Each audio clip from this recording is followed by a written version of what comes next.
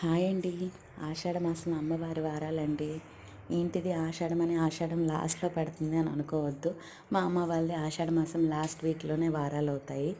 ఎప్పుడు అలానే అవుతాయి. ఇప్పుడు కూడా అలానే నేను ఇంకో 2 days బ్యాక్ వెళ్ళి లేట్గా పోస్ట్ చేస్తున్నాను, ఏమనుకోవద్దండి. అందరూ చూసేయండి. అమ్మవారికి చేసే ఏ అలంకరణ అయినా అందంగానే ఉంటుంది కదా. మేము ఇక్కడ వడపప్పు, పాయసం, అన్నం, కొబ్బరికాయ, కజ్జికాయలు, పాలకాయలు, అప్పాలు, దీపం పెట్టి పూజ కూడా చేసుకుంటున్నాము. మా చిట్టి తల్లి కూడా దేవుడికి దండం పెట్టేస్తుంది. అన్నీ అయిపోయి ఇక్కడ ఇంటి దగ్గర దండం పెట్టేసుకున్నాక గుడికి వెళ్ళాలండి. గుడి కూడా చాలా గ్రాండ్గా అవుతుంది, చూపిస్తాను. అది కూడా చూడండి నెక్స్ట్ పోస్ట్లో. దేవుడిని అలంకరణ అంతా అయిపోయిన తర్వాత మా నాన్న వచ్చారు.